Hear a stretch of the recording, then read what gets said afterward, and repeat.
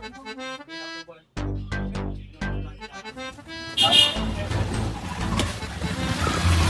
কোন এলাকায় বসবাস করি, আসলে মুরব্বী দেখলে কোনো ফুলা পান একটু সম্মান শ্রদ্ধা করে না। আমরা ছোট সময় কত মুরব্বী দেখলে উঠে গেছি, সালাম দিছি, কোনো সালাম কালাম নাই। এই বেদবরা তোমরা উঠা থেকে চা খাবো এনে বৈশা বেদবের মতো এসে বৈশা থাকো। এটা কি মুরব্বী না মুরগি? আসলে গার্জিয়ানের দোষ, এরা তো আসলে বেদব। মুরব্বী দেখলে একটু সম্মান করতে বুঝে না। এই দোকানদার ভাই, আপনি পোলা পান নিয়ে দোকানে বসে থাকেন, আড্ডা মারেন, কিছু বলতে পারেন না। আসলে আপনাদেরও কিছু দোষ আছে।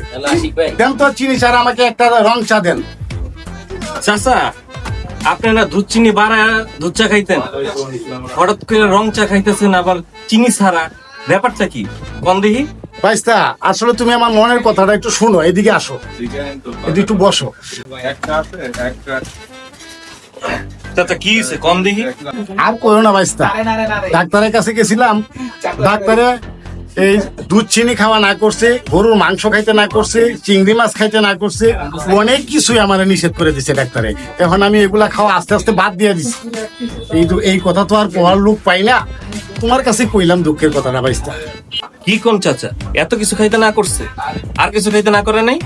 চাচা, পান খাইতে না করছে, সিগারেট খাইতে না করছে, অনেক কিছুই না করছে। আসলে যে কি খাই আমি এখন বাঁচবো, এটা নিয়ে একটা বিশাল টেনশনে পড়ে গেছে। কি কোন চাচা?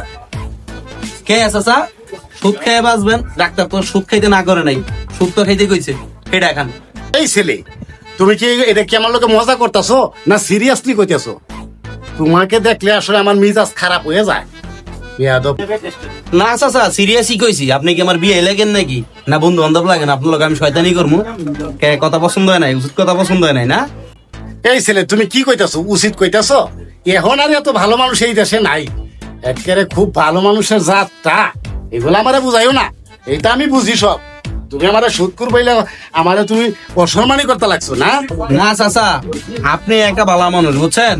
ডাক্তার আপনারা চা খাইতে না করছে, সিগারেট খাইতে না করছে, পান খাইতে না করছে, আপনি এটা একদিনে ছেড়ে দিচ্ছেন। আর আল্লাহ যে সুদ খাইতে না করছে, নামাজ পড়তে কইছে, সেইটা তো শোনেন না। ডাক্তারের কথা খুবই শোনেন, এটা খুব মনোযোগ দিয়ে শোনেন। আল্লাহর কথার মনোযোগ দিয়ে শুনতে মন চায় না। এটা আবার শিখাইতে আইছেন, আবার পোলাবেনের দাড়ি দিয়ে উঠাই দিচ্ছেন। এটা কোন ধরনের ইয়া করছেন? সম্মান দিচ্ছেন। সম্মান দিলে সম্মান পান, আর নাইলে পাইবেন না। আগে সম্মান দেওয়া শিখেন। এই ছেলে, তোমার কাছ থেকে আমার সম্মান শিখতে হবে? তুমি একটা বেয়াদব। আসলে তোমাকে দেখলে আমার রক্ত টকবক করে উঠে। আমার এখন এগুলা শিখতে হয়, সেটা সময় এখনো আমার আছে।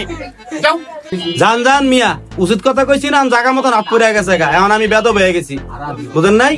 যান, সুদ খাওয়া আগে চাইলেন, তারপরে পোলাবেন উপদেশ দিন। মিয়া পাউন, আপনার গৌতম মানুষের কারণে সমাজ আজকে ধ্বংস হয়ে গেছে। সুদ খাওয়াও হারাম, দেওয়াও হারাম। এই কথাটা জানার পরেও আমরা উপরওয়ালার এই আদেশটি বারবার অমান্য করি। ভিডিওটি ভালো লাগলে লাইক, কমেন্ট, শেয়ার করবেন।